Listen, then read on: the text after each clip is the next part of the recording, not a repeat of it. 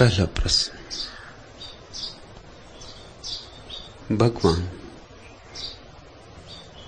णमो णमो भगवान। फिर भूले को, चक्र में पड़े को, शब्द की गूंज से, जागृति की चोट से, ज्ञानियों की व्याख्या से, विवेक, स्मृति, सुरति, आत्मस्मरण और जागृति की गूंज से फिर चौंका दिया भगवान। नमो नमो भगवान। मोहन भारती, चौंकना शुभ है, लेकिन चौंकना काफी नहीं। चौंक के फिर सो जा सकते हो, चौंक के फिर करवट ले सकते हो, फिर गहरी नींद, फिर अंधेरे की लंबी स्वप्न यात्रा शुरू हो सकती है। चौंकना शुभ जरूर है, अगर चौंकने के पीछे जागरण आए,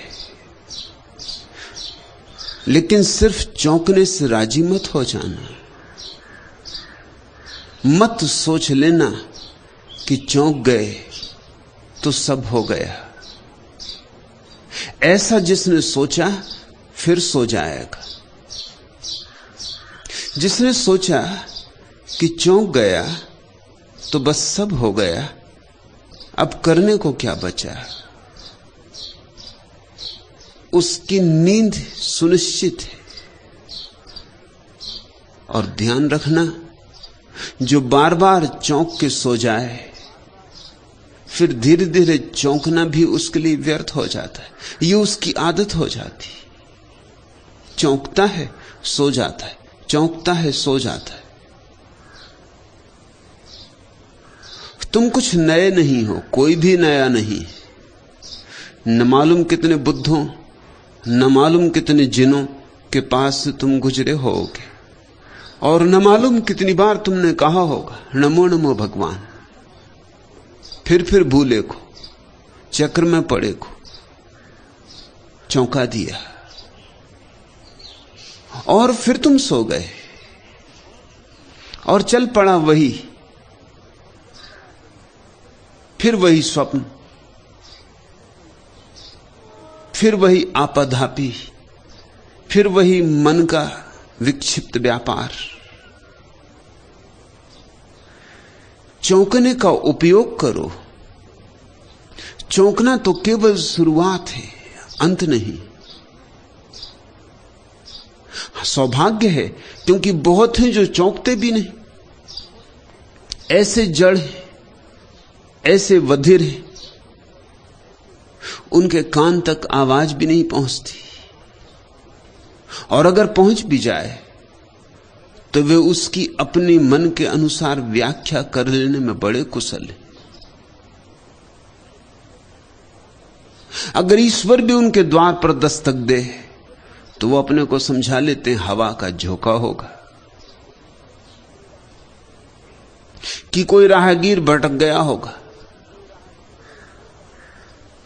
कि कोई अनजान अपरिचित राह पूछने के लिए द्वार खटखटाता होगा। हजार मन की व्याख्याएं हैं अपने को समझा लेने की, और जिसने व्याख्या की उसने सुना नहीं। सुनो, व्याख्या ना करना। सुनो और चोट को पचा मत जाना। चोट का उपयोग करो। चोट सृजनात्मक है।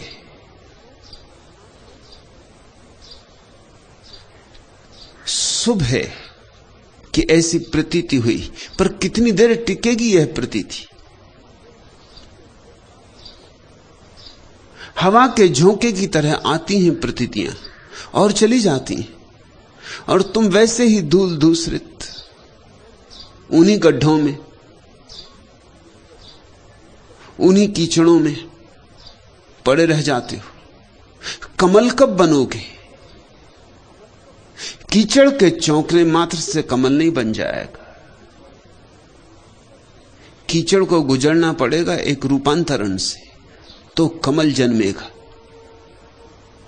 चौंकी कीचड़ है, लेकिन कीचड़ ही है। बेहतर उनसे जिनके कान पर जूं भी नहीं रेंगती। लेकिन बहुत भेद नहीं है। ऐसा बहुत मित्रों को होता है, कोई बात सुन के एक झंकार हो जाती, कोई बात गुन के मन की वीणा का कोई तार छिड़ जाता, कोई गीत जग जाता। आया झोंका गया झोंका, उतरी एक किरण और फिर खो गई। मुट्ठी नहीं बंधती, हाथ कुछ नहीं लगता, और बार बार ऐसा होता रहा तो फिर चौंकना भी व्यर्थ हो जाएगा, वह भी तुम्हारी आदत हो जाएगी।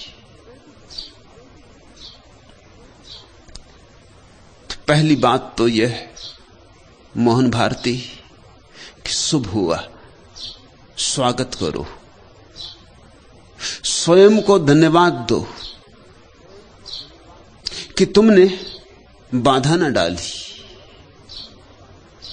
बरस भर पर फिर से सब ओर घटा सावन की घिराई,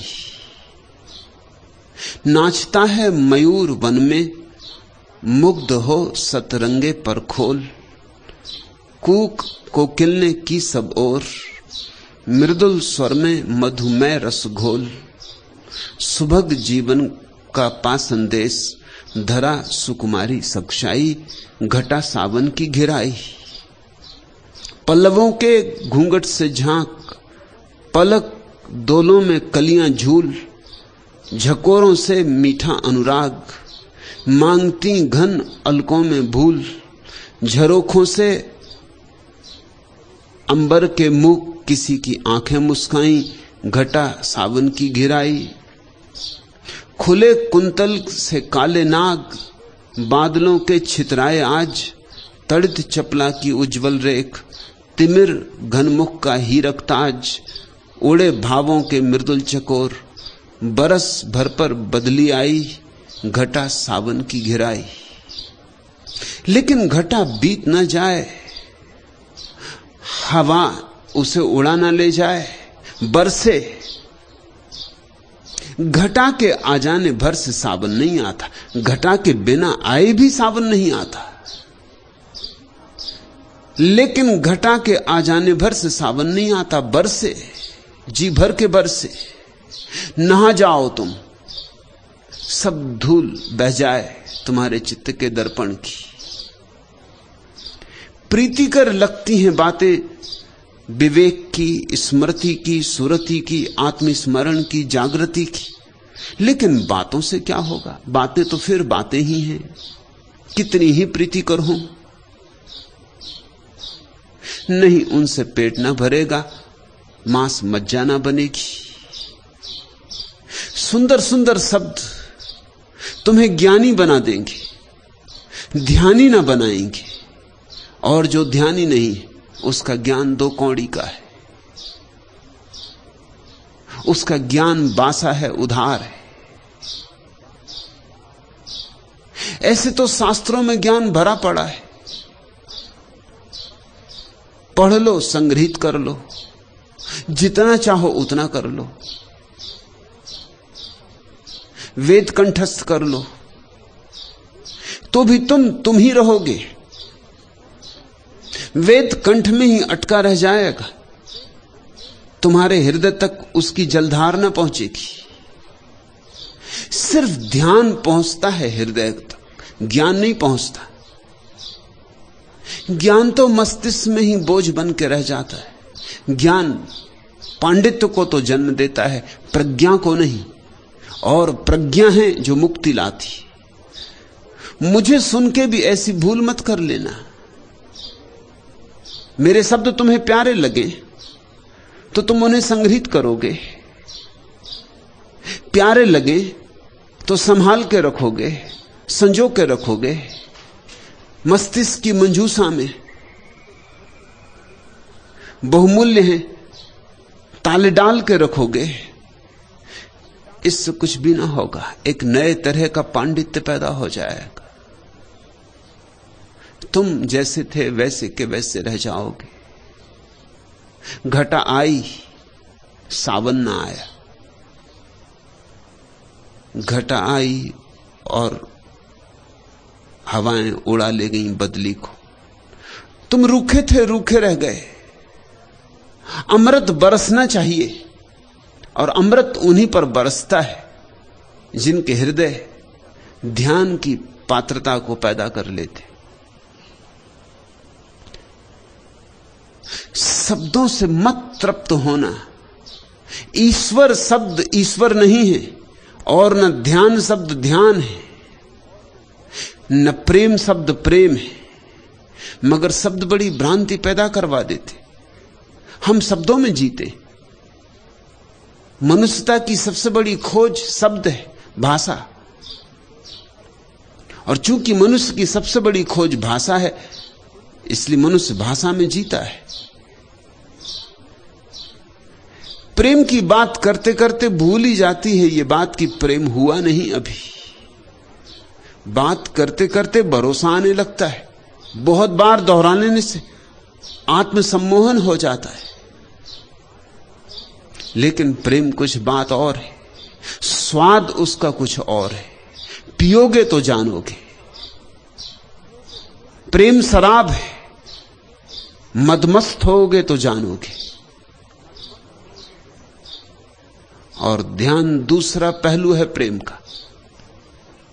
एक ही सिक्का है, एक तरफ ध्यान, एक तरफ प्रेम। और दो ही तरह के लोग हैं इस दुनिया में। या तो ध्यान से जाना जाएगा सत्य, तब जागो। तब ये शब्द जो तुमने सुने और तुम्हें प्रीतिकर लगे, विवेक, स्मृति, सुरति, आत्मस्मरण, जागृति, इन सारे शब्दों में एक ही बात है, जागो। जो भी करो जागरूकता से करो। उठो, बैठो, चलो, लेकिन स्मरण न खोए, बोध न खोए।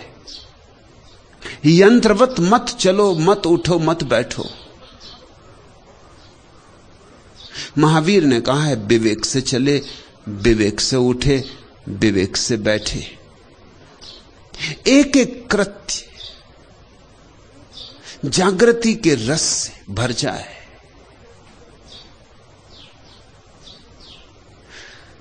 तो धीरे धीरे शब्द तो खो जाएंगे, लेकिन शब्द के भीतर जो छिपा हुआ अनुभव है वह तुम्हारा हो जाएगा।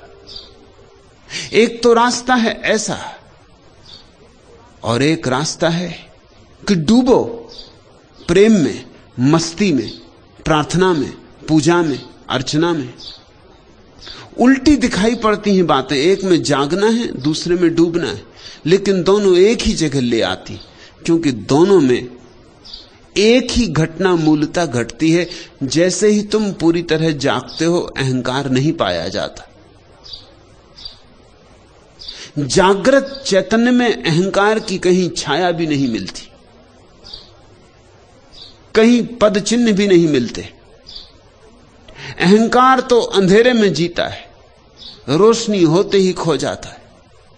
अहंकार अंधेरे का अंग है, अंधकार ही अहंकार है।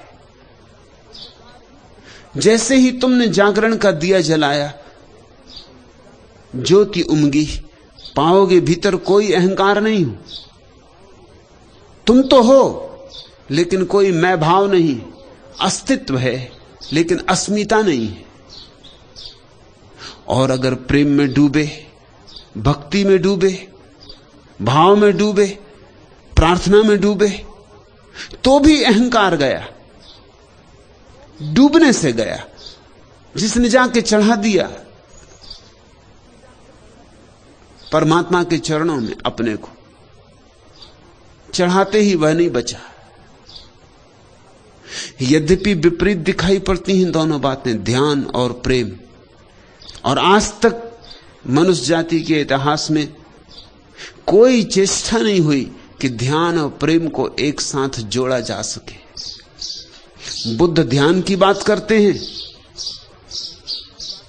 मीरा प्रेम की बात करती है, महावीर ध्यान की बात करते हैं, चैतन्य प्रेम की बात करते हैं। दोनों के बीच कोई तालमेल नहीं बैठ सका, कोई सेतु नहीं बन सका। बनना चाहिए सेतु, क्योंकि दोनों में कुछ विरोध नहीं है, दोनों का परिणाम एक है। यात्रा पथ भिन्न हो भला, मंजिल एक है, गंतव्य एक है। कोई अपने को डुबा के खो देता है, कोई अपने को जगा के खो देता है। दोनों हालत में अहंकार खो जाता है, और अहंकार खो जाए तो परमात्मा ही शेष रह जाता है। यद्यपि ध्यानियों और प्रेमियों की भाषा भी अलग अलग होगी स्वभावतः। जिसने ध्यान से सत्य को पाया है वो परमात्मा की बात ही नहीं करेगा, क्योंकि जिसने ध्यान से सत्य को पाया है वो आत्मा की बात करेगा। वो कहेगा अप्पा सो परमप्पा, वो कहेगा आत्मा ही परमात्मा है। इसलिए महावीर और बुद्ध ईश्वर को स्वीकार नहीं करते, इसलिए नहीं कि नहीं जानते, मगर उनके लिए ईश्वर ध्यान के मार्ग से उपलब्ध हुआ है। ध्यान के मार्ग पर ईश्वर का नाम आत्मा है, स्वरूप है। और जिसने भक्ति से जाना है, मीरा ने या चैतन्य ने, जिन्होंने प्रेम के मार्ग से जाना है, उनके मार्ग पर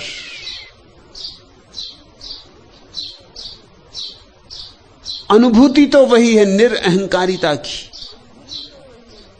लेकिन अनुभूति को अभिव्यक्त देने का शब्द अलग है।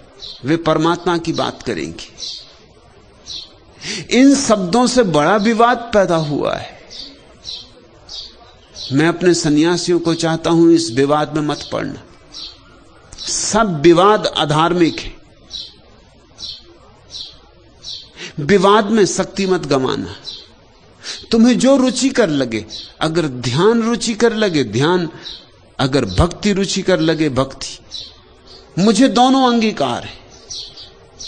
और कुछ लोग ऐसे भी होंगे जिन्हें दोनों एक साथ रुचिकर लगेंगे, वे भी घबराएं ना।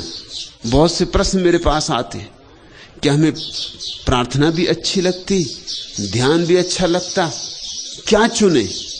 दोनों अच्छे लगते हो तो फिर तो कहना ही क्या, सोने में सुगंध।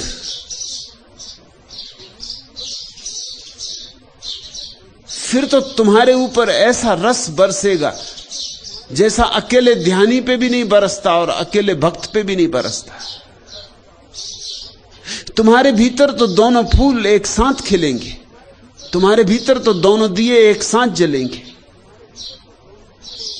तुम्हारी अनुभूति तो परम अनुभूति होगी। मेरी चेष्टा यही है कि प्रेम और ध्यान संयुक्त हो जाएं और धीरे धीरे अधिकतम लोग दोनों पंखों को फैलाएं और आकाश में उड़ें।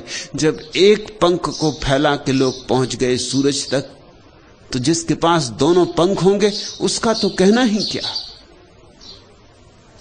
मगर बात नहीं, मोहन भारती अपनी पीठ थपथपा के प्रसन्न मत हो लेना कि मेरी बातों से चोट पड़ी।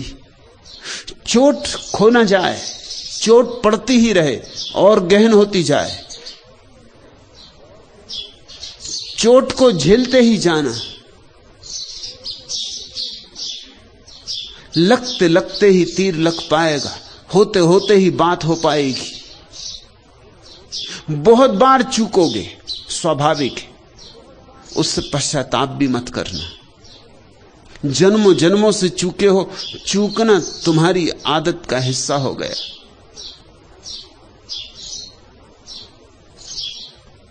घबराना भी मत, क्योंकि जो पहुंचे हैं वे भी बहुत चूक चूक कर पहुंचे। कोई महावीर तुमसे कम नहीं चूके थे, कोई दरिया तुमसे कम नहीं चूके थे।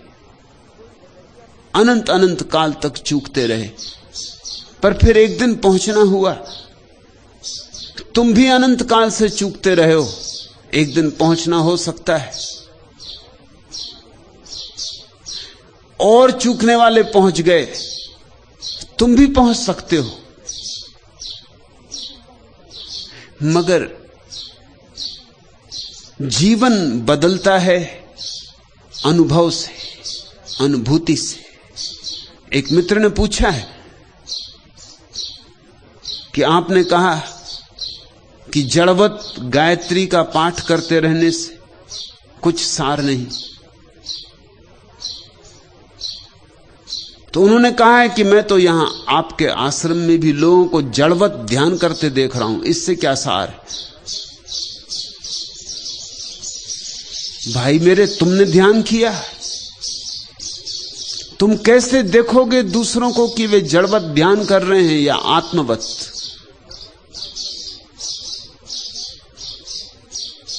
न तो तुमने गायत्री पढ़ी,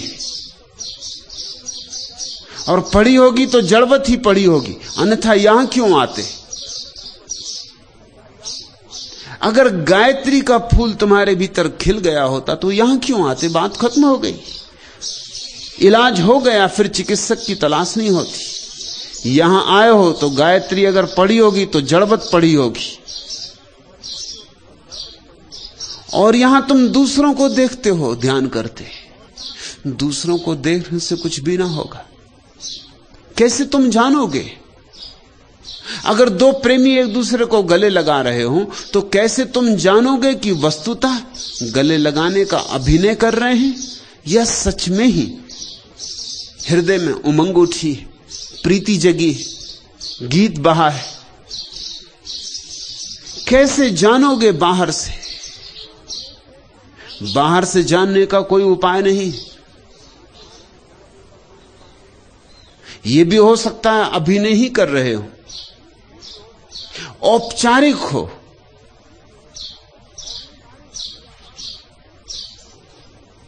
क्रियाकांड हो। यह भी हो सकता है कि वस्तुतः भीतर आनंद जगा हो, मगर बाहर से जानने का कोई उपाय नहीं। तुम भी थोड़ा नाचो, गाओ, गुनगुनाओ। इतने दूर आ ही गए हो तो ऐसे थोथे प्रश्न पूछ के वापस मत लौट जाना। ये प्रश्न तो तुम वहीं पूछ सकते थे। यहां आ गए हो तो थोड़ी यहां की शराब पियो, चखो, और फिर इससे क्या फर्क पड़ता है कि और दूसरे जड़वत कर रहे हैं? तुमने कोई ठेका नहीं लिया किसी के मोक्ष का। तुम अपना मोक्ष संभाल लो, इतना काफी है। अगर तुम्हारे भीतर ध्यान जग जाए तो सारी दुनिया जड़वत करती हो, ध्यान तो करने दो, चिंता ना लो। तुम्हारे भीतर जग जाए ध्यान, तुम पालोगे। इतना ही तुम्हारा दायित्व है, इतनी ही परमात्मा की तुमसे अपेक्षा है कि तुम खिल जाओ, कि तुम्हारी सुगंध बिखर जाए हवाओं में, कि तुम ऐसे बीज की तरह बंद ही बंद न मर जाना।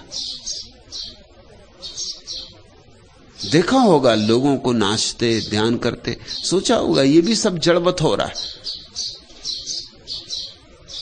कैसे पहचानोगे? बुद्ध भी ऐसे ही चलते हैं जैसे कोई और आदमी चलता है। ऐसे ही तो पैर उठाएंगे, ऐसे ही तो हाथ हिलाएंगे, ऐसे ही तो उठेंगे, ऐसे ही तो बैठेंगे, मगर भीतर एक भेद है। और भेद इतना बारीक, इतना नाजुक कि जो भेद को अनुभव करेगा वही जानेगा। भेद बहुत नाजुक है, बहुत सूक्ष्म है। तुम भी उठते हो, बुद्ध भी उठते हैं, पर फर्क है। क्या फर्क है? बुद्ध होश पूर्वक उठते, तुम उठ जाते हो मशीन की तरह। बुद्ध होश पूर्वक सोते, नींद में भी होश की एक धारा बहती रहती। कृष्ण ने कहा है जो सबके लिए गहन रात्रि है, तब भी योगी जागा हुआ है। या निशा सर्वभूतायाम तस्याम जागृति संयमी। लेकिन तुम योगी को सोया हुआ देखोगे तो भेद न कर पाओगे योगी में और भोगी में, कि कर पाओगे भेद? दोनों एक से मालूम पड़ेंगे, दोनों सोए हैं। भेद भीतर है, बहुत भीतर है। भेद इतना आंतरिक और निजी है कि कोई दूसरा वहां निमंत्रित नहीं किया जा सकता।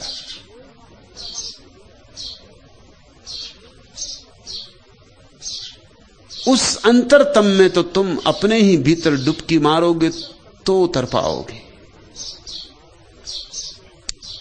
आनंद ने बुद्ध से पूछा है कि मैं आपको सोते देखता हूं। वर्षों आनंद बुद्ध के साथ रहा, तब उसे यह धीरे धीरे अनुभव हुआ कि कुछ भेद है। 40 साल बुद्ध के साथ रहा, 40 साल बुद्ध की सेवा में रत रहा, सुबह से लेकर रात तक। जब तक बुद्ध सो न जाए तब तक बिस्तर पर न जाए। जिस कक्ष में बुद्ध सोए वहीं सोता था, रात कब जरूरत पड़ जाए। कभी नींद ना आती होगी, कभी नींद देर से आती होगी, तो बुद्ध को सोया हुआ देखता रहता था। वर्षों बाद यह ख्याल आया कि थोड़ा सा कुछ भेद मालूम पड़ता है, मगर वो भी धुंधला धुंधला। बुद्ध से पूछा उसने, मेरे सोने में और आपके सोने में भी क्या कुछ भेद है? खैर, जागने में तो मेरे और आपके भेद है। मुझे कोई गाली दे तो दुख होता, क्रोध होता। आपको कोई गाली दे तो क्रोध नहीं होता, दुख नहीं होता। एक बार एक आदमी ने आपके ऊपर आके थूक दिया था तो मैं आग बबूला हो गया था। थूका आप पर था, लेकिन मैं भबक उठा था। मेरा पुराना छत्री जाग उठा। अगर मेरे हाथ में तलवार होती तो मैंने उसकी गर्दन काट दी होती, लेकिन गर्दन काटने का विचार तो मेरे भीतर तलवार की तरह कौंध गया था। वो तो आपकी शंका, आपकी तरफ देख के चुप रहा। किस तरह अपने को चुप रख सका यह भी आज कहना कठिन है। एक क्षण को तो आप भी भूल गए थे, मगर फिर ख्याल आया था, संकोच आया था कि आपसे आज्ञा ले लूं, फिर इसे जवाब दूं। लेकिन आपने सिर्फ चादर से थूक को पोंछ लिया था और उस आदमी से कहा था, भाई कुछ और कहना है? तब तो मैं बहुत चौंका था, तब मुझे भेद दिखाई पड़ा था। मैं तो आंख से जल उठा। मैं तो भूल ही गया सन्यास, मैं तो भूल ही गया ध्यान, मैं तो भूल ही गया सब ज्ञान। एक क्षण में वर्ष वर्ष पूछ गए, मैं वही का वही था। और आपसे पूछा था कि क्या इस आदमी को सजा दूं? यह आदमी सजा का हकदार है, इसको दंड मिलना ही चाहिए। तो आप हंसे थे और आपने कहा था, उसके थूकने से मैं इतना परेशान नहीं जितना तेरे दुखी और परेशान होने से परेशान हूं। यह तो अज्ञानी है, क्षम्य है, मगर तू तो कितने दिन से ध्यान की चेष्टा में लगा है, अभी तेरा ध्यान इतना भी नहीं पका।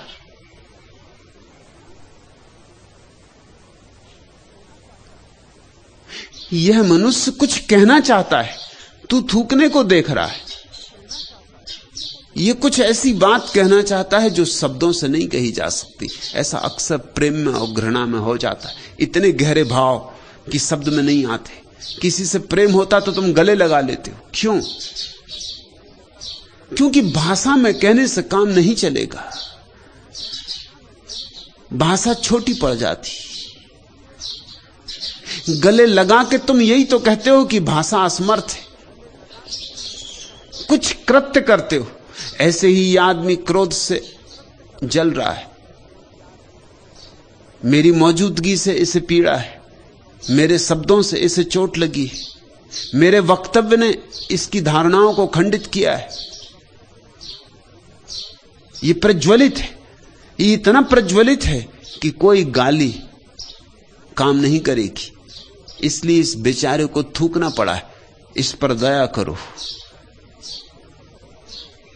इसलिए मैं इससे पूछता हूं कि भाई कुछ और कहना है? ये तो मैं समझ गया, अब और भी कुछ कहना है या बस इतना ही कहना है? ये वक्तव्य है इसका, थूकने को मत देखो। तो आनंद ने कहा, मैंने वो दिन तो देखा, ऐसे बहुत दिन देखे। जागने में तो भेद है, पर यह मैंने ना सोचा था कि सोने में भी भेद होगा।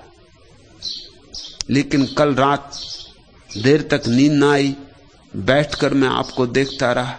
पूरा चांद आकाश में था, वृक्ष के नीचे आप सोए थे। उस चांद की रोशनी में आप अद्भुत सुंदर मालूम होते थे। तब अचानक बिजली जैसे कौंध गई, ऐसा मुझे ख्याल आया, कितने वर्ष हो गए आपको सोते देख के। ये बात मुझे कभी पहले क्यों ना याद आई कि आप जिस आसन में सोते, रात भर उसी आसन में सोए रहते हैं, बदलते नहीं। जहां रखते हैं पैर सोते समय, वहीं रहता है रात भर पैर। जहां रखते हैं हाथ, वहीं रहता है रात भर हाथ। करवट भी नहीं बदलते। सुबह उसी आसन में उठते, तो सोते हैं कि रात भर अपने को संभाले रखते? क्योंकि जो आदमी सोएगा करवट भी बदलेगा।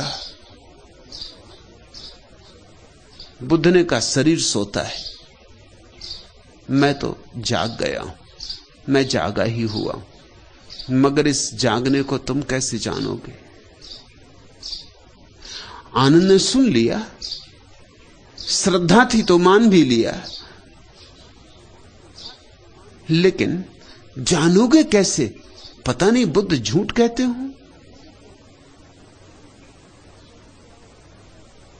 पता नहीं सिर्फ अभ्यास कर लिया हो एक ही करवट सोने का।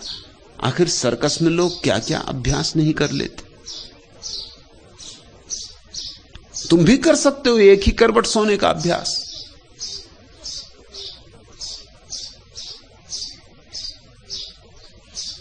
बड़ी आसानी से कर सकते हो। मैं यही बात एक मित्र से कह रहा था, वो कहने लगे कैसे अभ्यास हो जाएगा एक ही करवट सोने का। मैंने उनसे कहा कि पीठ में एक पत्थर बांध के सो जाओ, जब भी करवट बदलोगे तभी तकलीफ होगी।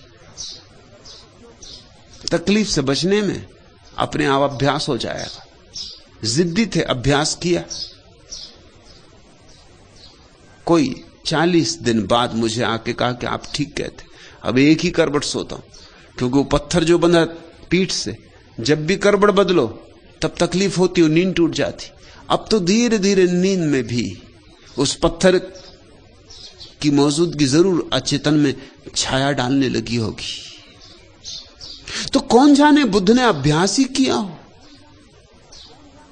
बाहर से कैसे जानोगे? उतरो, ध्यान का थोड़ा स्वाद लो। यहां जो भी हो रहा है जड़वत नहीं हो रहा है।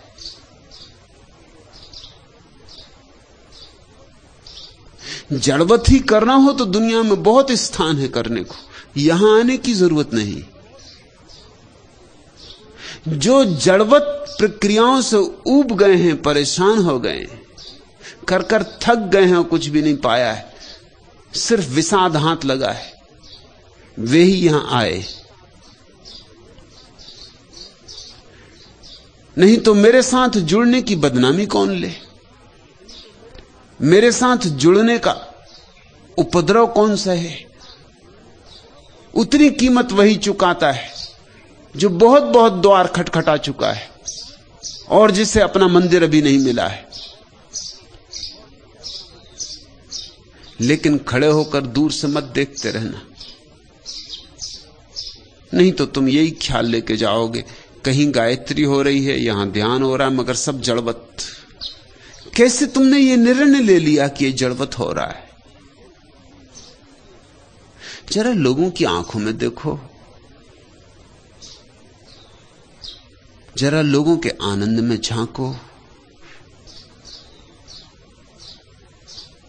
उनकी मस्ती को थोड़ा पहचानो,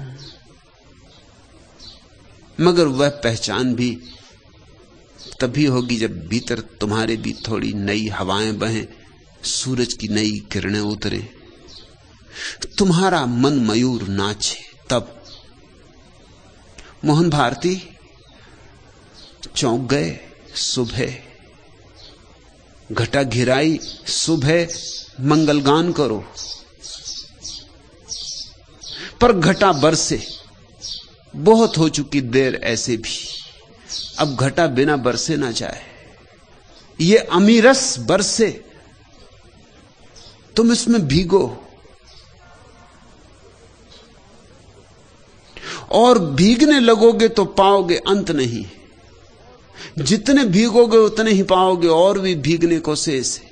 जैसे जैसे सावन आएगा लगेगा और भी सावन आने को शेष है। एक फूल क्या खिला तो वसंत थोड़ी आ गया। एक वसंत एक फूल के खिलने से नहीं।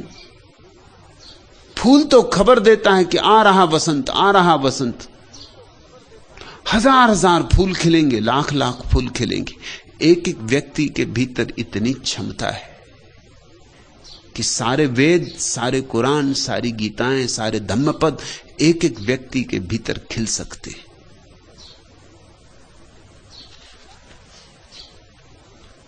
दूसरा प्रश्न, मानव जीवन की संतों ने इतनी महिमा क्यों गाई है? चेतन प्रेम। पहली बात, जीवन ही महिमावान है। जीवन परमात्मा की अपूर्व भेंट है। जीवन प्रसाद है।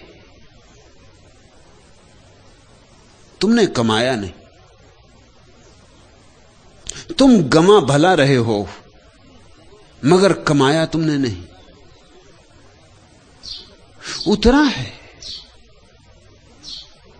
तुम पर किसी अज्ञात लोक से, बरसा है। तुमसे किसी ने पूछा तो ना था कि होना चाहते हो या नहीं। पूछता भी कैसे जब तुम थे ही नहीं, तो तुमसे पूछता कोई कैसे? जीवन अपने आप में महिमावान है। जीवन से फिर सारे द्वार खुलते, फिर ध्यान के और प्रेम के और मोक्ष के और निर्वाण के सारे द्वार जीवन से खुलते हैं। जीवन अवसर है, महत अवसर है। चाहो बना लो, चाहे मिटा दो, चाहे गा लो गीत, चाहे तोड़ दो बांसुरी, जीवन महान अवसर है। तो पहली तो बात, जीवन ही अपने आप में अपूर्व है। फिर मनुष्य जीवन तो और भी अपूर्व, क्योंकि वृक्ष यद्यपि जीवित है पर बड़े संकीर्ण अर्थों में, और पक्षी भी जीवित है थोड़े वृक्ष से ज्यादा, लेकिन फिर भी बड़ी सीमा है। पशु भी जीवित है, पक्षियों से शायद थोड़े ज्यादा, लेकिन फिर भी बड़ी सीमा है। मनुष्य इस पृथ्वी पर सबसे ज्यादा संभावनाओं को लेकर पैदा होता है। मनुष्य इस जगत में सबसे बड़े फूलों के बीज लेकर पैदा होता है। इसलिए मनुष्य जीवन की महिमा गाई है। चौराहा है मनुष्य का जीवन,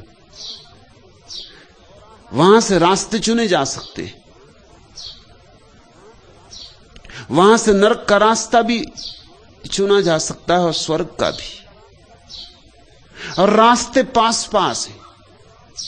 एक ज़ेन फकीर के पास जापान का सम्राट मिलने गया था। सम्राट की अकड़, झुका भी तो भी झुका नहीं, औपचारिक था झुकना। फकीर से कहा मिलने आया हूं, सिर्फ एक ही प्रश्न पूछना चाहता हूं। वही प्रश्न मुझे मथे डालता है। बहुतों से पूछा है, उत्तर संतुष्ट करे कोई ऐसा मिला नहीं। आपकी बड़ी खबर सुनी कि आपके भीतर का दिया जल गया है। आप निश्चित ही आशा लेकर आया हूं कि मुझे तृप्त कर देंगे। फकीर ने कहा व्यर्थ की बातें छोड़ो, प्रश्न को सीधा रखो, दरबारी औपचारिकता छोड़ो, सीधी सीधी बात करो, नगद। सम्राट थोड़ा चौंका, ऐसा तो कोई उससे कभी बोला नहीं था। थोड़ा अपमानित भी हुआ, लेकिन बात तो सच थी। फकीर ठीक ही कह रहा था कि व्यर्थ की लंबाई में क्यों जाते हो, कान को इतना उल्टा क्यों पकड़ना, बात करो सीधी, क्या है प्रश्न तुम्हारा। सम्राट ने कहा प्रश्न मेरा यह है कि स्वर्ग क्या है और नर्क क्या है। मैं बूढ़ा हो रहा हूं और यह प्रश्न मेरे ऊपर छाया रहता कि मृत्यु के बाद क्या होगा, स्वर्ग या नर्क। फकीर के पास उसके शिष्य बैठे थे, उन्होंने कहा सुनो, इस बुद्धू की बातें सुनो। बुद्धू सम्राट को, और सम्राट से कहा कि कभी आईने में अपनी शक्ल देखी। ये शक्ल लेके और ऐसे प्रश्न पूछे जाते। और तुम अपने को सम्राट समझते हो, तुम्हारी हैसियत भिकमंगा होने की भी नहीं। ये भी कोई उत्तर था। सम्राट तो एकदम आग बबूला हो गया, म्यान से उसने तलवार निकाल ली, नंगी तलवार, एक क्षण और कि फकीर की गर्दन धड़ से अलग हो जाएगी।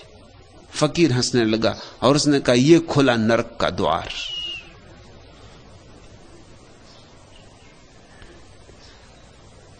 एक गहरी चोट, एक अस्तित्वगत उत्तर, यह खुला नरक का द्वार। समझा सम्राट, तत्क्षण तलवार म्यान में भीतर चली गई, फकीर के चरणों पर सिर रख दिया। उत्तर तो बहुतों ने दिए थे, शास्त्रीय उत्तर, मगर अस्तित्वगत उत्तर, ऐसा उत्तर कि प्राणों में चुभ जाए तीर की तरह, ऐसा स्पष्ट कर दे कोई कि कुछ और पूछने को शेष न रह जाए। यह खुला नरक का द्वार। झुक गया फकीर के चरणों में। अब इस झुकने में औपचारिकता न थी, दरबारीपन न था, अब यह झुकना हार्दिक था। फकीर ने कहा और यह खुला स्वर्ग का द्वार। पूछना है कुछ और ध्यान रखो, स्वर्ग और नरक मरने के बाद नहीं, स्वर्ग और नरक जीने के ढंग है, शैलियां हैं। कोई चाहे यहीं स्वर्ग में रहे, कोई चाहे यहीं नरक में रहे, कोई चाहे सुबह स्वर्ग में रहे, सांझ नरक में रहे, कोई चाहे क्षण भर पहले स्वर्ग और क्षण भर बाद नरक। और ऐसा ही तुम्हारी जिंदगी में रोज घट रहा है। मनुष्य जीवन की महिमा है। इस सम्राट में क्या खूबी थी? बोध। ये बात किसी पशु और पक्षी को नहीं समझाई जा सकती थी, और जिन मनुष्यों को न समझाई जा सके, जानना कि वे केवल नाम मात्र को मनुष्य हैं, होंगे पशु पक्षी। ये सम्राट निश्चित मनुष्य रहा होगा। मनुष्य शब्द देखते हो, मनन से बना है, जिसमें मनन की क्षमता है।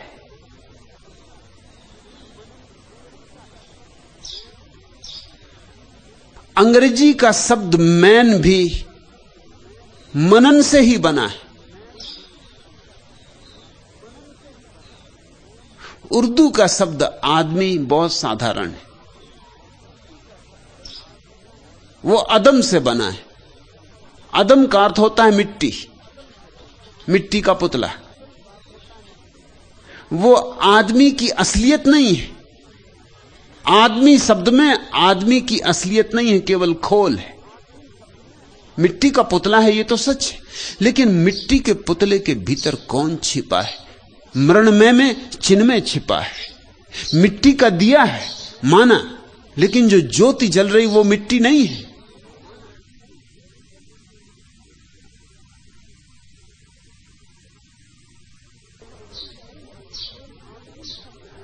आदमी शब्द में खोल की चर्चा है, मनुष्य शब्द में उस खोल के भीतर छिपे हुए गूदे की चर्चा है, आत्मा की चर्चा है।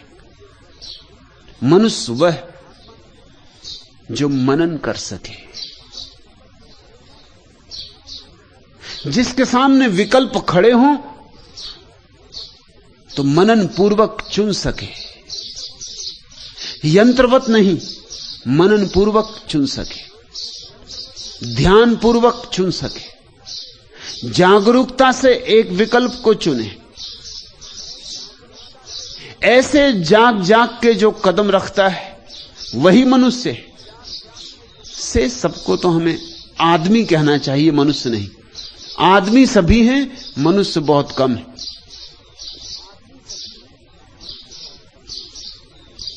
मनुष्य जीवन की महिमा है क्योंकि मनन की क्षमता है।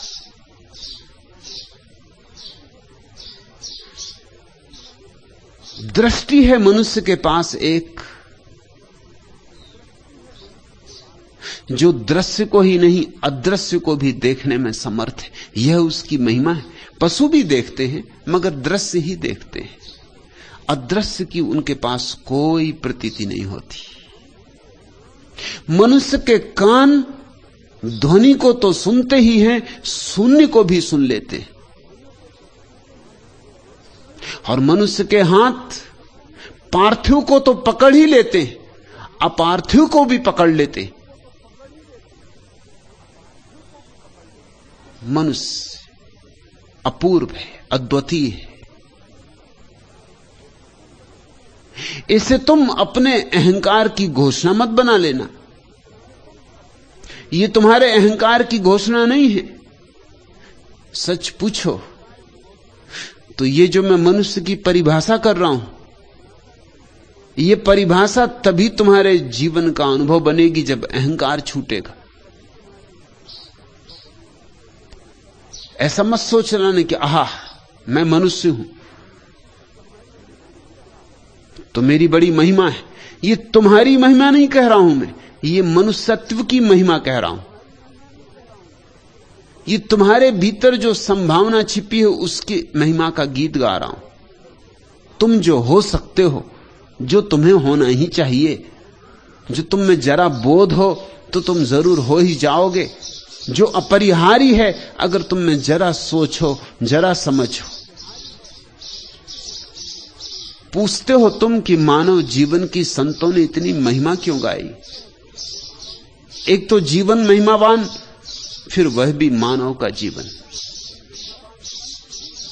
और संत ही गा सकते हैं महिमा, क्योंकि उन्होंने ही मनुष्य को उसकी परिपूर्णता में देखा है। वैज्ञानिक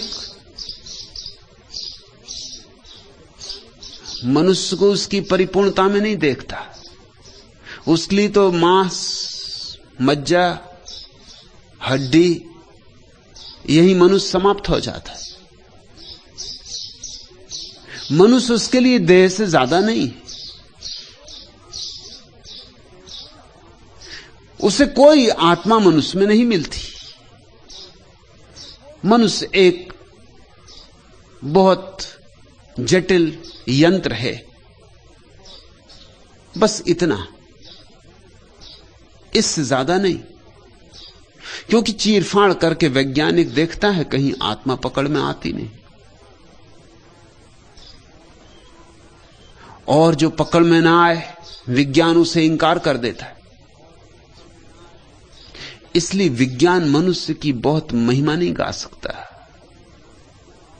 अगर विज्ञान का प्रभाव बढ़ता चला गया तो मनुष्य की महिमा कम होती जाएगी, कम होती गई है। प्राचीन समय में जानने वाले कहते थे मनुष्य देवताओं से जरा नीचे, और वैज्ञानिक से पूछो तो वो कहता मनुष्य बंदर से जरा ऊपर।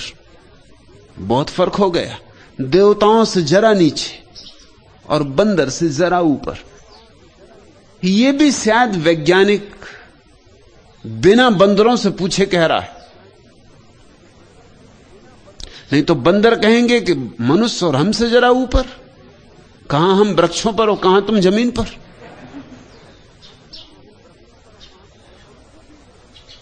हमसे भी नीचे। ये तो डार्विन का मनुष्य है जो कह रहा है कि मनुष्य बंदरों से विकसित हुआ है।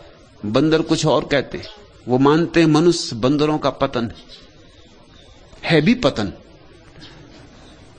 जरा किसी बंदर से टक्कर लेके देखो तो पता चल जाएगा, न उतनी शक्ति है, न उस तरह की छलांग भर सकते हो, न एक वृक्ष से दूसरे वृक्षों पर कूद सकते हो, न वृक्षों पर रह सकते हो। क्या पा लिया है? बंदर से बहुत कमजोर हो गए हो।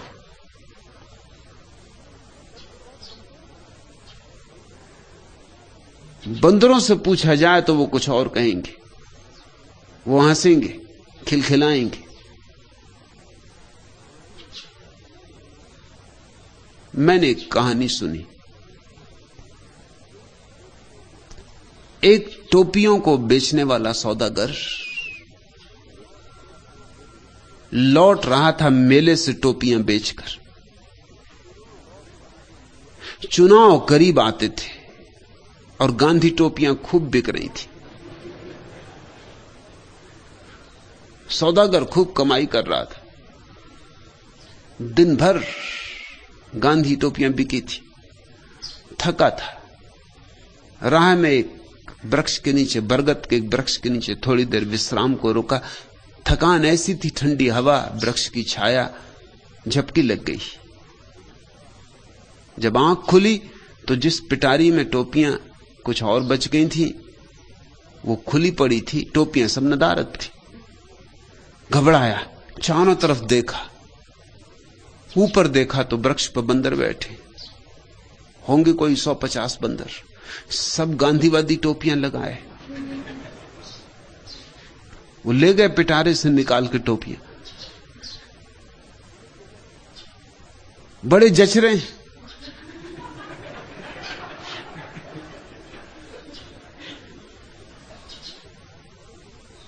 बिल्कुल भारतीय संसद के सदस्य मालूम होते।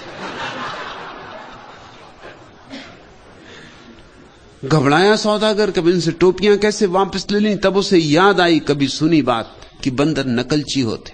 तो उसके अपने सिर पे एक ही टोपी बची थी, वो उसने निकाल के फेंक दी। उसका फेंकना टोपी का कि सारे बंदरों ने टोपियां निकाल के फेंक दी। टोपियां बटोर के बड़ा प्रसन्न सौदागर घर लौट आया। अपने बेटे से कहा कि देख, याद रखना, कभी ऐसी हालत आ जाए तो अपनी टोपी निकाल के फेंक देना। फिर ऐसी हालत आई। समय बीता, सौदागर बहुत बूढ़ा हो गया। फिर बेटा उसकी जगह गांधी टोपी बेचने लगा। लौटता था एक दिन, वही वृक्ष, थका मांदा, विश्राम को लेटा, झपकी खा गया और वही हुआ जो होना था। आंख खुली,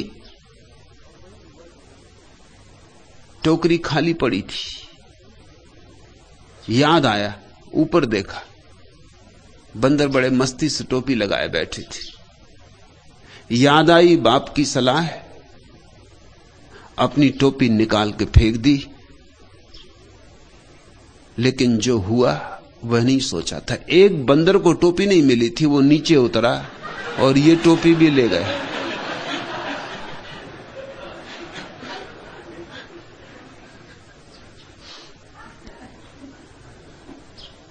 आखिर बंदर भी अपने बेटों को समझा गए होंगे कि दोबारा धोखा न खाना। एक दफा हम खा गए धोखा, अब तुम जरा सावधान रहना, इस सौदागर का बेटा कभी ना कभी इस झाड़ के नीचे विश्राम करेगा और टोपी फेंकेगा, तब तुम जल्दी से उस टोपी को भी उठा लेना। जो गलती हमने की है वो मत करना। वैज्ञानिक से पूछो तो ज्यादा से ज्यादा कहेगा कि बंदर से थोड़ा सा विकसित। जो देवताओं से थोड़ा नीचे हुआ करता था वो बंदरों से थोड़ा ऊपर होकर रह गया। मनुष्य की गरिमा महिमा बुरी तरह खंडित हुई है। वैज्ञानिक करे भी तो क्या करे, उसकी जो विधि है उस विधि के कारण ही आत्मा से उसका कोई संस्पर्श नहीं हो सकता। मनुष्य के भीतर छिपे हुए जीवन से उसका कोई नाता नहीं बन सकता।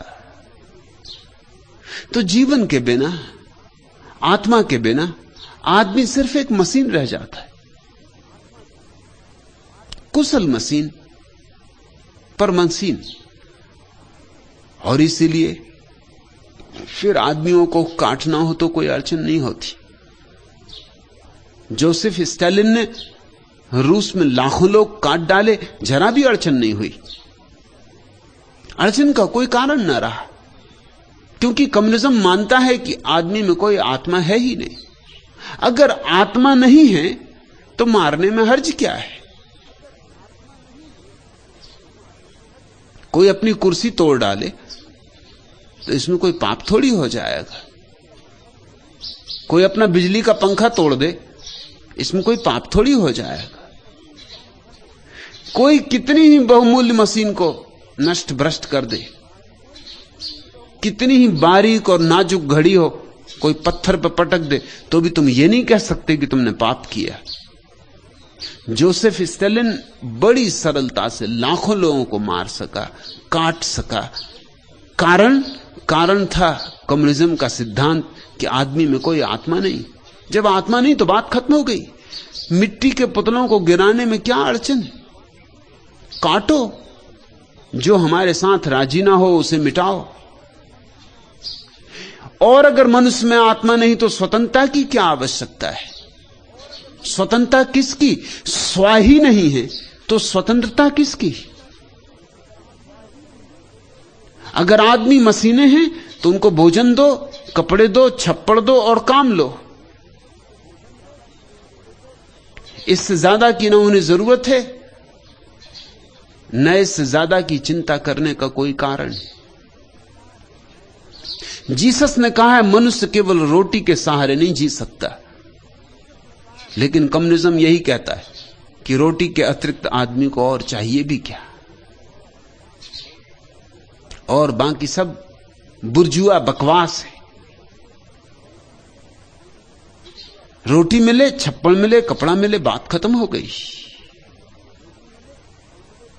लोकतंत्र, स्वतंत्रता, ये सब बातचीत है, व्यर्थ की बातचीत है। नहीं, संत ही मनुष्य की महिमा का गीत गा सकते हैं, वैज्ञानिक नहीं गा सकता। क्योंकि संत को ही अनुभव होता है अपने भीतर छिपे हुए परमात्मा का, अपने भीतर छिपे हुए खजानों का, प्रभु के राज्य का। और जिसने अपने भीतर उस परम ज्योति को जगमगाते देखा है, वह कैसे ना गीत गाए मनुष्य के महिमा के? क्योंकि वो जानता है तुम्हारे भीतर भी वैसी ही ज्योति जगमगा रही। चाहे तुम पीठ किए खड़े हो, नहीं देखते, कोई हर्जा नहीं, मगर ज्योति तो जगमगा रही है। जिसने अपने भीतर का संगीत सुना है, अनाहत नाद सुना है, ओंकार सुना है, वह कैसे मनुष्य की महिमा के गीत ना गाए? जिसने अपने भीतर मिट्टी ही नहीं कमल पाया है, अपूर्व सुगंध उड़ती पाई है, वह कैसे मनुष्य की महिमा के गीत ना गाए? जिसने अपने भीतर मृत्यु पाई ही नहीं अमृत पाया है, वह कैसे मनुष्य की महिमा के गीत ना गाए? तुम पूछते हो चैतन्य प्रेम, मानव जीवन की संतों ने इतनी महिमा क्यों गाई? तुम्हारे अहंकार को सजाने के लिए नहीं, तुम्हारे अहंकार को और बलिष्ठ और पुष्ट करने के लिए नहीं। सत्य है यह कि मनुष्य के भीतर एक विराट आकाश छिपा है। जो अपने भीतर उतर जाए वो जगत के रहस्यों के द्वार पर खड़ा हो जाता है। उसके लिए मंदिर के द्वार खुल जाते।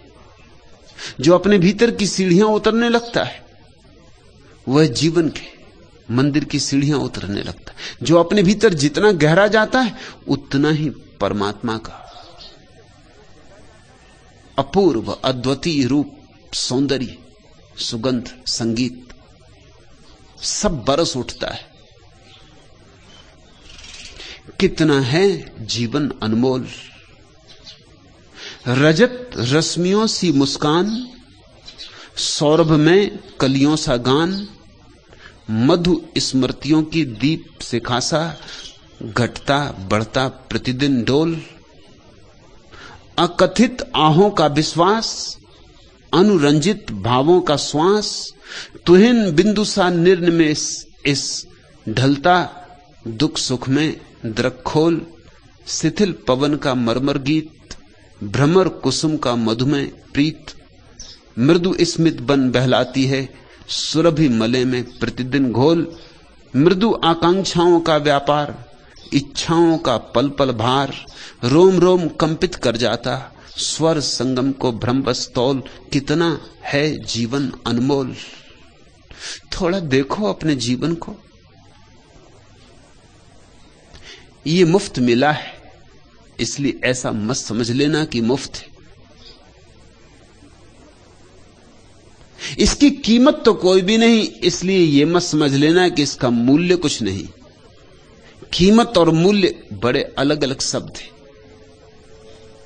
भाषा कोश में तो उनका एक ही अर्थ होता है, कीमत और मूल्य।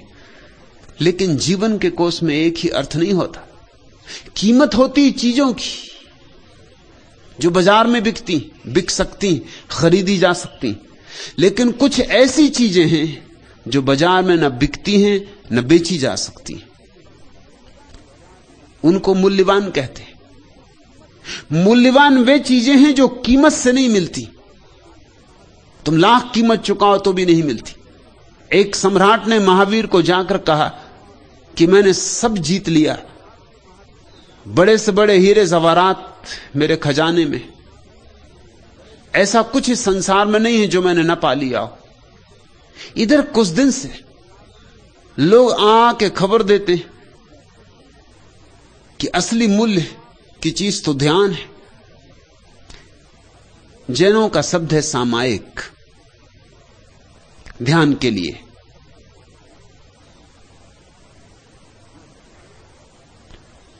ठीक शब्द है, प्यारा शब्द है, उसके अपने मूल्य हैं। सम हो जाना, समता को उपलब्ध हो जाना, समभाव को उपलब्ध हो जाना, सम्यक्त्व को उपलब्ध हो जाना।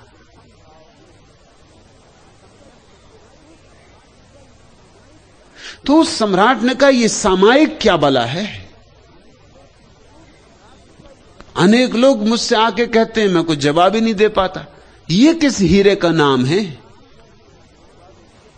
ये कहां खरीदूं, कहां मिलेगा।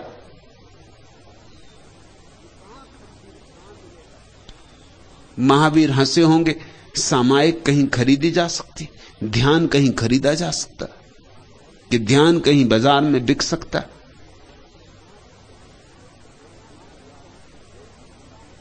महावीर को हंसते देख के उसने कहा, आप हंसे मत, मैं कोई भी कीमत चुकाने को राजी हूं।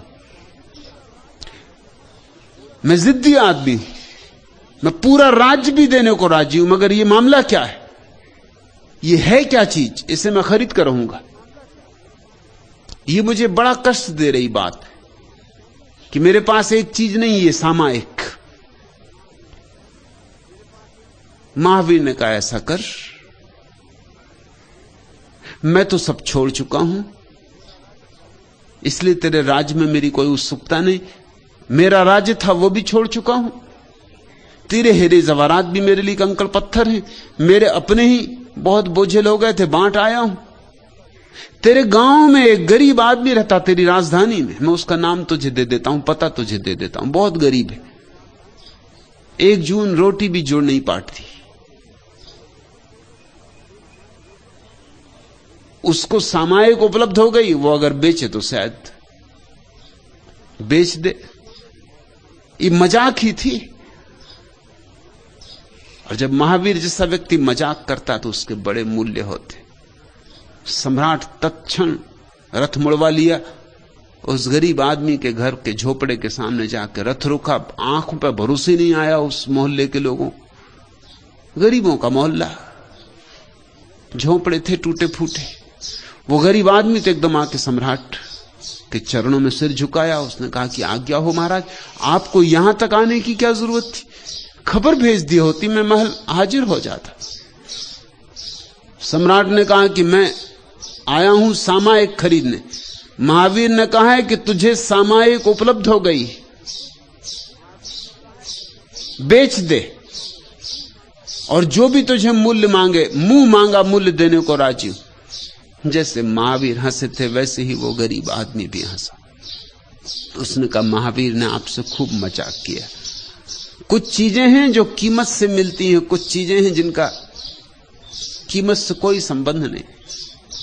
सामायिक कुछ वस्तु थोड़ी है कि मैं तुम्हें दे दूं, अनुभव है। जैसे प्रेम अनुभव है, कैसे दे सकते हो? ये तो आंतरिकतम अनुभव है, इसे बाहर लाया ही नहीं जा सकता। मेरी गर्दन चाहिए तो ले लें, मुझे खरीदना हो तो खरीद लें, मैं चल पड़ता हूं, आपका सेवक पैर दबाता रहूंगा। लेकिन ध्यान नहीं बेचा जा सकता। नहीं कि मैं बेचना नहीं चाहता हूं, बल्कि स्वभावतः ध्यान हस्तांतरित नहीं हो सकता। मूल्यवान वे चीजें हैं जो बेची नहीं जा सकती। प्रेम, ध्यान, प्रार्थना, भक्ति, श्रद्धा, ये बेचने वाली बिकने वाली चीजें नहीं है, ये चीजें ही नहीं है, ये अनुभूतियां हैं। और केवल मनुष्य ही इन अमोलक अनुभूतियों को पाने में समर्थ है।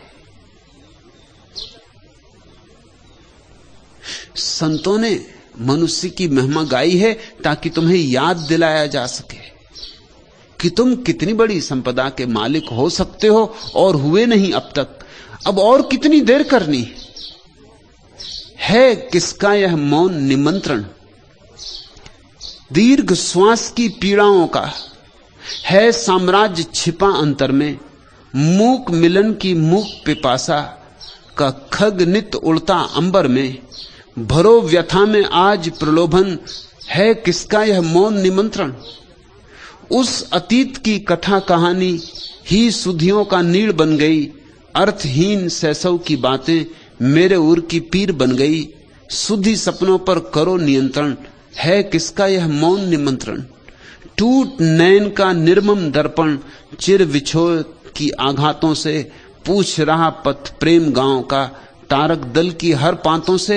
स्निग्ध प्राण भी कर दो अर्पण, है किसका यह मौन निमंत्रण?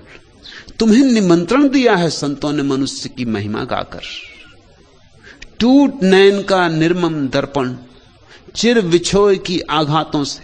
पूछ रहा पथ प्रेम गांव का, तारक दल की हर पांतों से। स्निग्ध प्राण भी कर दो अर्पण, है किसका यह मौन निमंत्रण?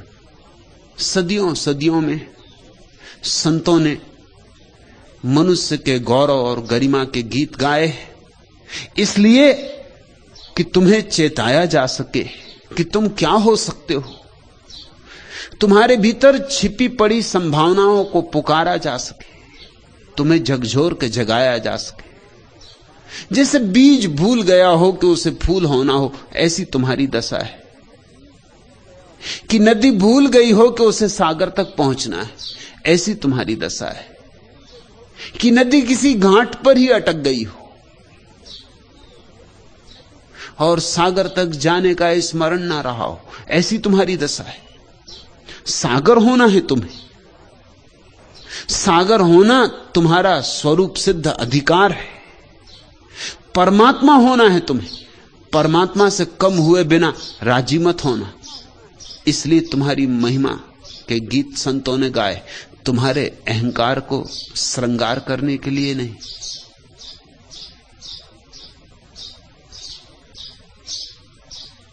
तीसरा प्रश्न,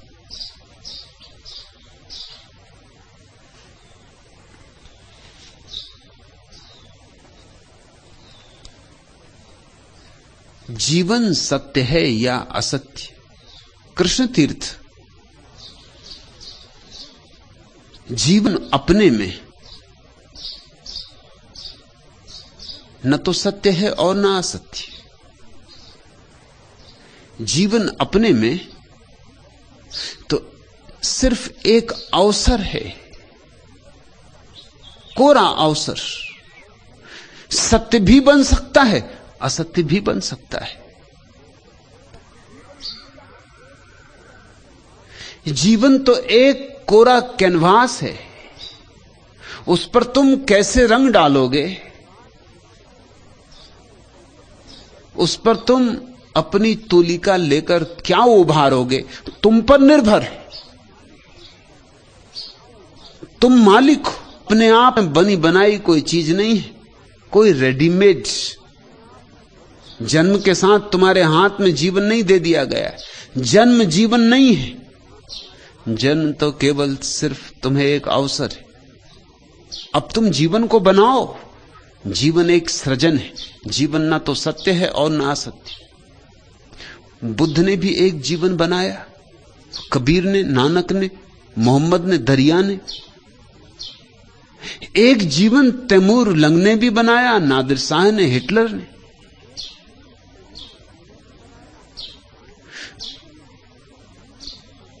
एक जीवन है जिसमें सिर्फ धूल ही धूल,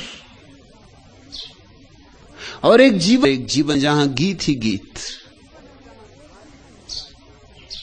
और ये एक ही जीवन है। ये सब तुम पर निर्भर है।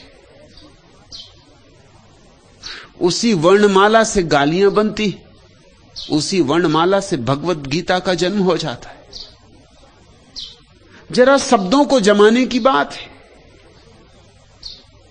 वे ही शब्द गंदे हो जाते, वे ही शब्द पुण्य की गंध ले आते। तुम पर निर्भर है। अक्सर लोग ऐसे प्रश्न पूछते हैं जैसे कि जीवन अपने आप में कोई सुनिश्चित चीज है। अगर धन के पीछे ही दौड़ते रहे और पद के पीछे ही दौड़ते रहे तो जीवन असत्य है, यह सिद्ध हो जाएगा। मौत जब आएगी तब सिद्ध हो जाएगा कि जीवन असत्य था, क्योंकि मौत सब छीन लेगी जो तुमने कमाया।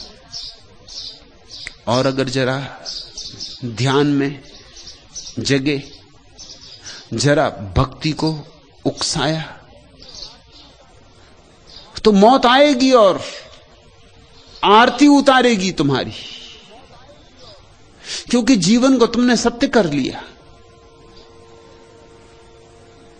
तो मैं सीधा वक्तव्य नहीं दे सकता कि जीवन क्या है। इतना ही कह, तुम सृष्टा हो, यह महिमा है तुम्हारी। इतनी महिमा किसी पशु की नहीं है। एक कुत्ता कुत्ते की तरह पैदा होगा, कुत्ते की तरह मरेगा।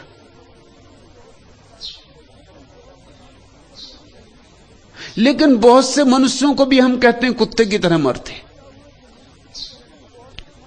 पैदा हुए थे मनुष्य की तरह, मरते कुत्ते की तरह। ये तो बड़ी अजीब बात हो गई। कुत्ता तो क्षम्य है, कुत्ते की तरह पैदा हुआ था, कुत्ते की तरह मरा। भाषा में कहावत है ना, कुत्ते की मौत। वो कुत्ते के संबंध में नहीं है, क्योंकि कुत्ते का क्या कसूर। कुत्ता पूरा का पूरा पैदा होता है। अवसर नहीं है कुत्ते के जीवन में। न तो बुद्ध हो सकता है, न चंगेज खान हो सकता है,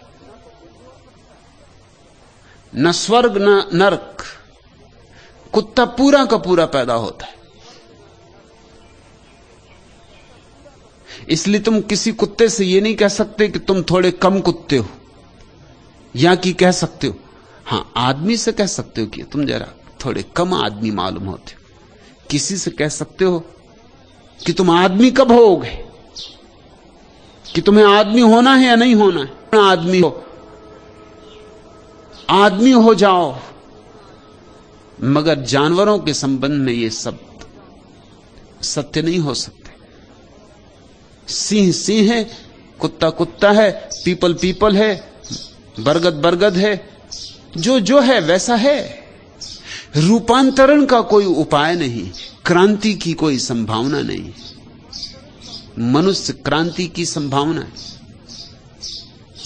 मनुष्य मनुष्य की तरह पैदा नहीं होता, सिर्फ एक कोरे कागज की भांति पैदा होता। फिर तुम जो उस पर लिखोगे वही तुम्हारी दास्तान हो जाएगी। और ऐसे ही धक्के खाते रहे बेहोशी के, ऐसे ही चलते रहे जैसे कोई शराबी रास्ते पर चलता रहता, तो जीवन असत्य हो जाएगा। एक शराबी रास्ते पर चल रहा है, एक पैर तो उसने सड़क पर रखा हुआ है और एक सड़क के किनारे की पटरी पर। अब बड़ी मुश्किल में है, चलना बड़ा मुश्किल। एक तो शराब पिए है, एक पैर ऊपर एक पैर नीचे, बड़ी अड़चन हो रही, बड़ा कष्ट पा रहा है। एक आदमी ने पूछा कि भाई तुम बड़े कष्ट में मालूम पड़ते। उसने कहा कष्ट में मालूम ना पड़ूं तो क्या पड़ूं, कोई भूकंप हो गया या क्या हुआ, लेकिन भी होश नहीं। एक और शराबी, वो बाएं तरफ से दाएं तरफ जाता है, दाएं तरफ से बाएं तरफ आता है, घर पहुंचने का तो सवाल ही नहीं रहा। रास्ते के एक किनारे से दूसरे किनारे, इस किनारे से उस किनारे। फिर किसी ने पूछा कि तुम कर क्या रहे हो, तो उसने कहा कि मुझे उस तरफ जाना है। उस तरफ जाता हूं और लोगों से पूछता हूं कि मुझे उस तरफ जाना, तो वो इस तरफ भेज देते। इस तरफ आता हूं, लोगों से पूछता हूं मुझे उस तरफ जाना है, वो दूसरी तरफ भेज देते। मगर मैं उस तरफ पहुंच ही नहीं पाता जहां पहुंच। एक और शराबी है, सांझ घर पहुंचा है,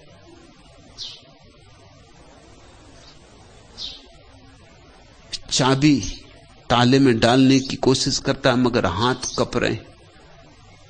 चाबी है कि ताले में नहीं जाती। एक पुलिस वाला रास्ते पे खड़ा देख रहा है, दया खा गया। दया और पुलिस वाले में अक्सर होती नहीं। कुछ अपवाद रहा होगा। पास आया और कहा कि भाई लाओ मैं तुम्हारे ताला खोल दूं, तुमसे ना खोलेगा। उसने कहा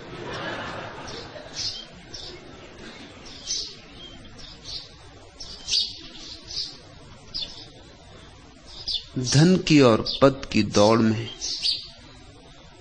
अगर तुम मूर्छित रहे, अगर व्यर्थ को संग्रहित करने में ही सारा जीवन गमाया, अगर अंधे की भांति जिए और अंधे की भांति मरे और ध्यान नहीं है, तो समझना कि अंधे हो। आंख रहते अंधे हो। अगर कूड़ा करकट को ही बीनते रहे मौत आएगी और तुम पाओगे जीवन असत्य था। घड़ी दो घड़ी अपने लिए निकाल लो।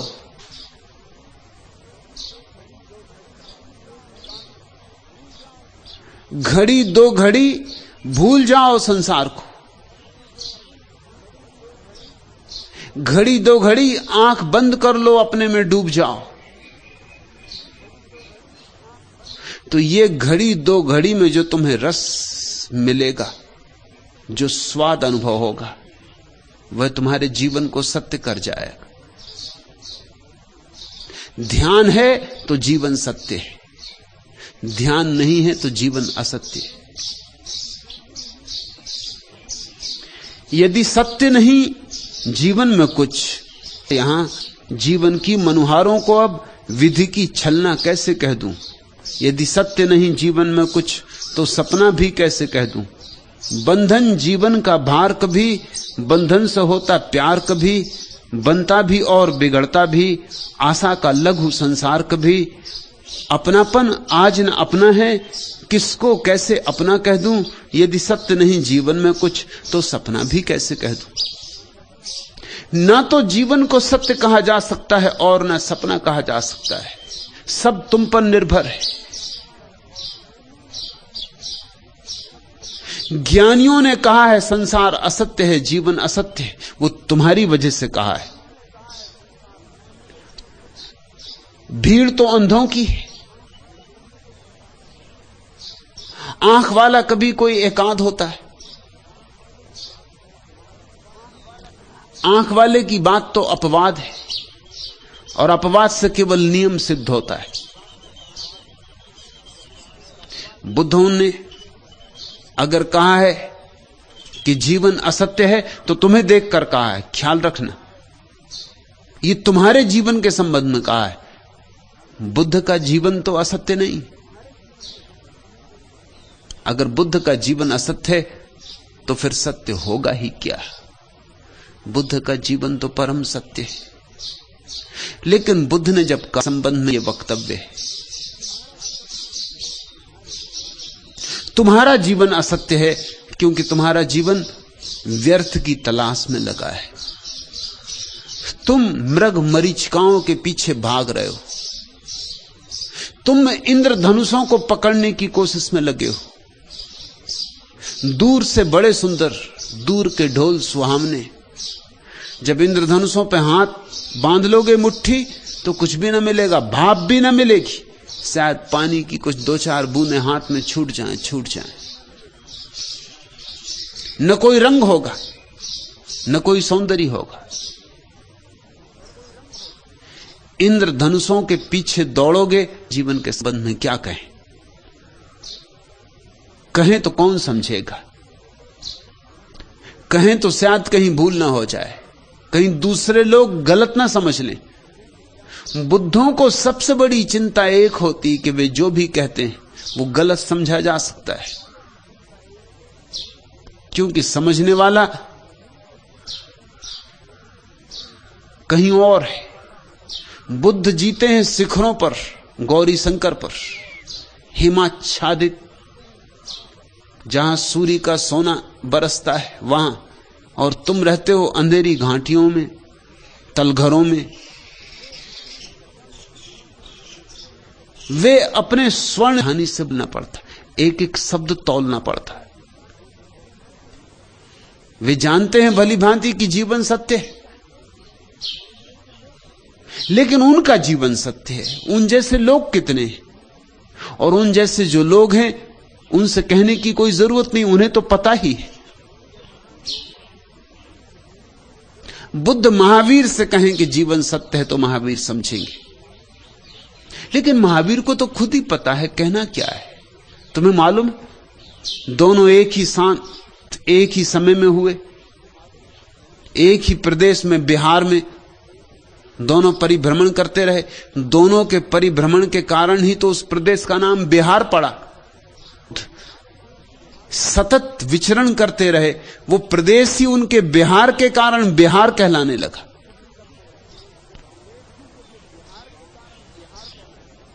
कभी कभी एक ही गांव में ठहरे मगर मिलना नहीं हुआ, और एक बार तो ऐसा भी हुआ कि एक ही धर्मशाला में ठहरे फिर भी वार्ता न हुई। क्यों? सदियों से यह प्रश्न पूछा जाता रहा, क्यों?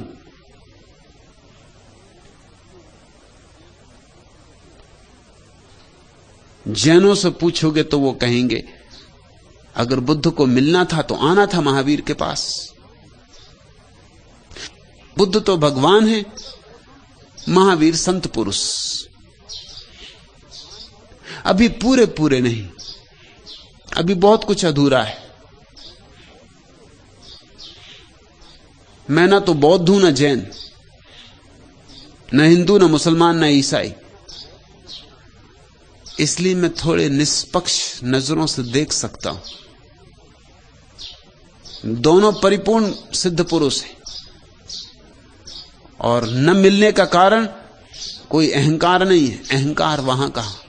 न मिलने का कारण सीधा साफ है, मगर अंधों को नहीं दिखाई पड़ता, वे अंधे जैन हों कि बौद्ध। कारण सीधा साफ है। दोनों की एक ही चित्त दशा है, दोनों का एक ही चैतन्य आकाश है, दोनों एक ही शिखर पर विराजमान है। हमें दो दिखाई पड़ते हैं क्योंकि दो देहों में, मगर उन दोनों की अनुभूति ऐसी है कि अब वे एक ही अवस्था में, देह होंगी दो, लेकिन अब आत्मा दो नहीं है। मिलना किससे? मिलना क्यों? दुनिया में तीन तरह की संभावनाएं। दो अज्ञानियों के बीच चर्चा खूब होती, डटके होती, 24 घंटे होती। तो चुप जाएंगे। एक तो मिलेंगे नहीं, और अगर कभी मिल भी गए, जैसे कबीर और फरीद मिले, तो दोनों चुप बैठे रहे, 2 दिन साथ रहे और चुप बैठे रहे। सन्नाटा छाया रहा। कहना क्या, बोलना क्या, किससे बोलना? दो ज्ञानियों के बीच चर्चा हो नहीं सकती। दो शून्य कैसे संवाद करें? और दो अज्ञानियों के बीच खूब चर्चा होती, क्योंकि दो विक्षिप्त, कोई किसी की सुनता नहीं, मगर चर्चा खूब होती, अपनी अपनी कहते। जहां कोई जानने वाला जागा हुआ सोए हुए को न जानने वाले को जगाता है। दो ज्ञानियों में चर्चा हो ही नहीं सकती, दो अज्ञानियों में खूब होती, मगर किसी मतलब की नहीं।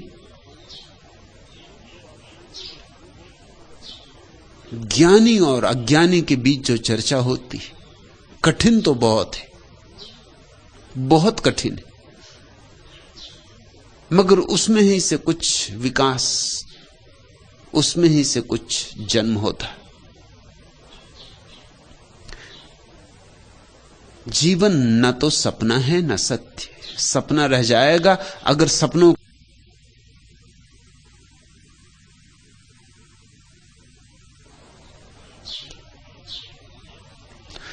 तुम उखड़ती सांस की अनुगूंज, जीवन का अडिग विश्वास वाला गीत मैं हूं।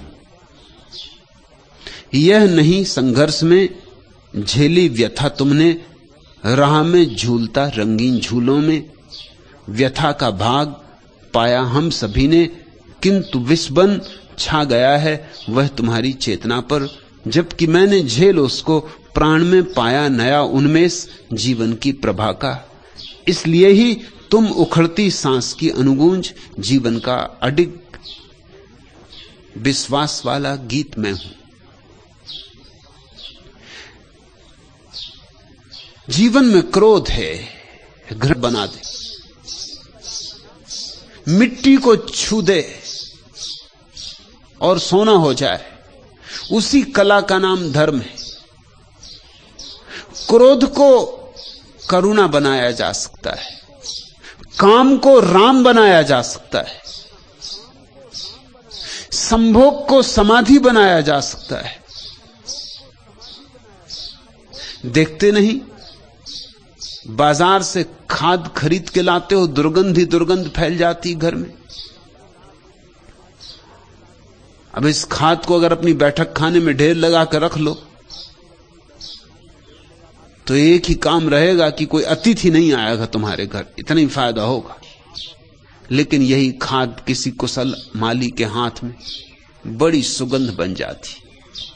वो इसे घर में नहीं रखता, इसे बगीचे में, जमीन पे छितराता है। यही गुलाब बन के हंसती, यही चमेली बन के चमकती। कितने रंग और कितनी गंधे इस दुर्गंध से निकल आती। दुर्गंध सुगंध हो सकती।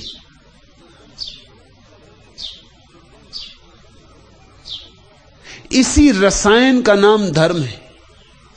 तो मैं तुमसे कहूंगा, तुम्हारे हाथ में सपने होते हैं सदा वहां, और सत्य होता है सदा यहां। सपने ले जाते हैं दूर दूर की यात्रा पर, और सत्य है तुम्हारे भीतर मौजूद। बैठो कि पालो, दौड़ो कि खोया, बैठे कि पाया।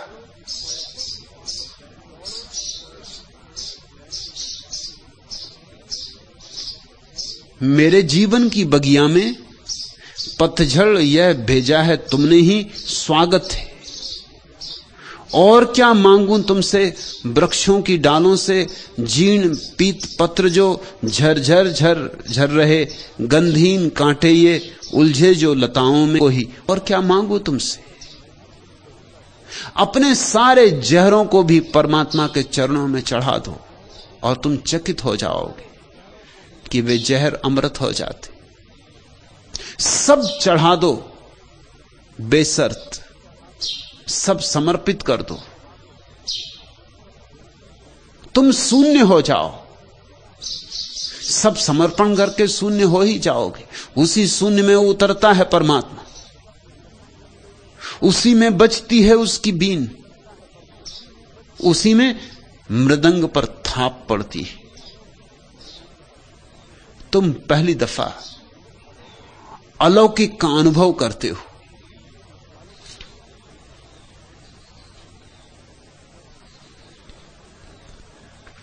आखिरी प्रश्न, भगवान बलिहारी प्रभु आपकी अंतर ध्यान दिलाए। मंजू,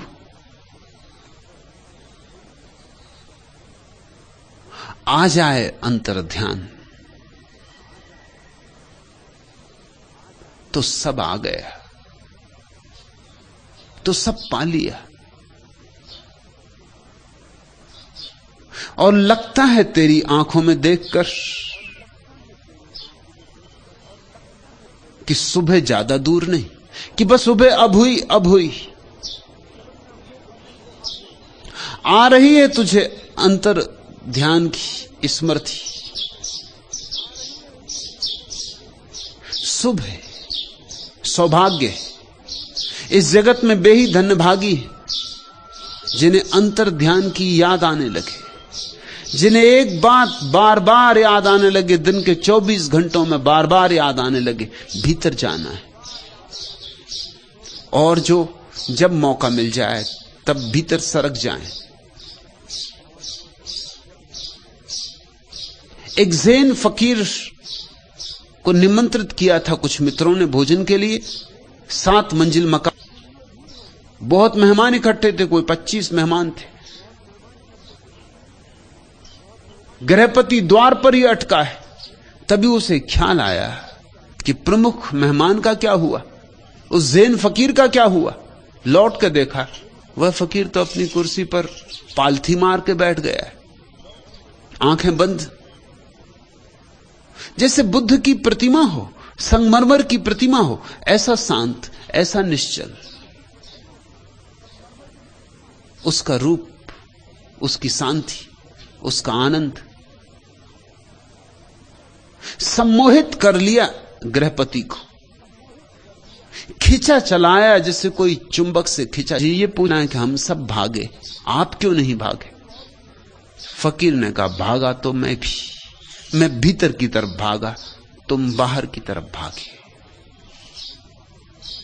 जहां जिसकी मंजिल है, जहां जो सोचता है सुरक्षा है, उस तरफ भागा। और मैं तुमसे कहता हूं, तुम्हारा भागना व्यर्थ, क्योंकि भूकंप यहां भी है, भूकंप 6वीं मंजिल पर भी है, भूकंप 5वीं मंजिल पे भी है, भूकंप 4थी मंजिल पे भी है, भूकंप सब मंजिलों पर है। भाग कहां रहे हो? जो 5वीं मंजिल पे हैं वो भी भाग रहे हैं, जो 3री मंजिल पे हैं वो भी भाग रहे हैं। भूख कहूंगा कि नहीं भागा, तुम्हारी समझ में ना आया हो, क्योंकि तुम एक ही तरह के भागने को पहचानते हो।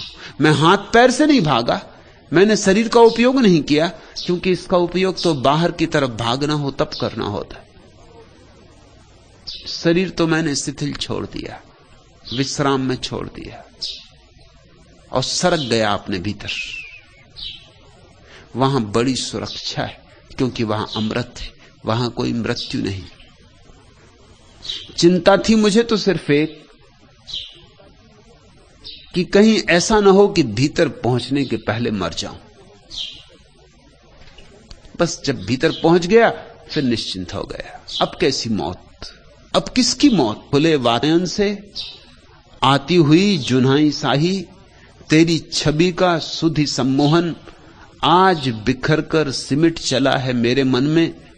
छलक उठा है उर का गागर किसी एक अज्ञात ज्वार से, किन सपनों के मदिर भार से, किन किरणों के परस प्यार से।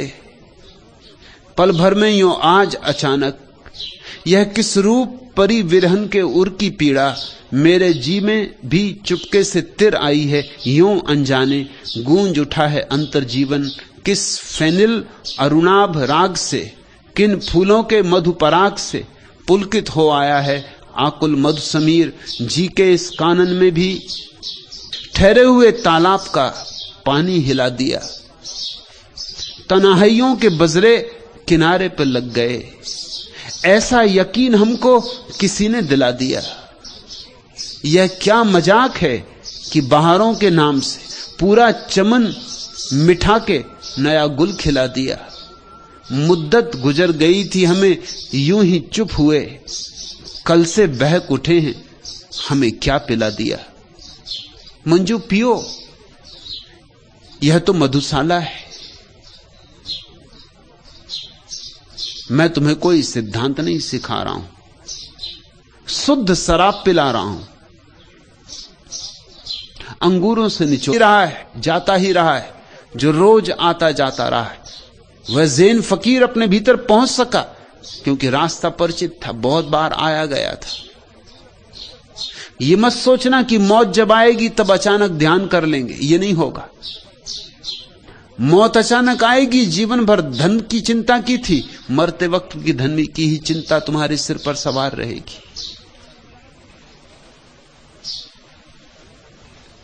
अगर पद की आकांक्षा की थी तो मरते वक्त भी पद की ही नशेनी चढ़ते रहोगे कल्पना में। मृत्यु के क्षण में तुम्हारा सारा जीवन संग्रहित होकर तुम्हारे सामने खड़ा हो जाता, दुर्गंध की होगी। अगर सारा जीवन सपना ही सपना था तो ये बूंद भी सपना होगी। और अगर जीवन में तुमने कुछ सत्य भी कमाया था, कुछ ध्यान भी कमाया था, कुछ प्रेम भी जगाया था, कुछ बांटा भी था, कुछ लुटाया भी था, छीना झपटा ही न था, कुछ करुणा भी की थी, तो तुम्हारी अंतिम क्षण की जो प्रतीति होगी, सारा जीवन निचोड़ के एक इत्र की बूंद बन जाएगा। उसी इत्र की बूंद पर सवार होकर तुम परमात्मा की यात्रा पर निकलोगे। मंजू, शुभ हुआ है। अब इस घड़ी को, इस जिनको हम साधारण जन कहते हैं, सांसारिक जन, उनको क्या फिक्र, उनके पास गंवाने को कुछ है ही नहीं। हमारे पास एक शब्द है योग भ्रष्ट, उसकी तौल का दूसरा शब्द नहीं है भोग भ्रष्ट। तुमने कभी ऐसा शब्द सुना, भोग भ्रष्ट? भोग भ्रष्ट होता ही नहीं। समतल जमीन पे चलोगे तो कहीं गिरोगे, लेकिन पहाड़ों की ऊंचाइयों पर चढ़ोगे तो गिर सकते हो। योग भ्रष्ट होता है। मंजू, एक घड़ी करीब आ रही सरकती हुई, जो बड़ी कीमत की होगी। अंतर्ध्यान की याद आनी शुरू हुई है,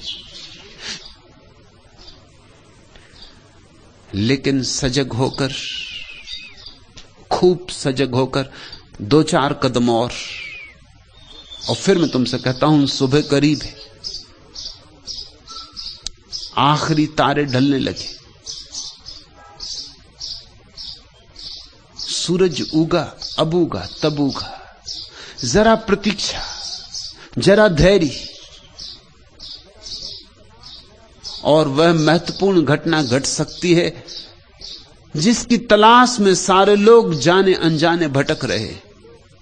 उसे कहो आनंद की खोज, सत्य की खोज, परमात्मा की खोज, मोक्ष की खोज, या जो भी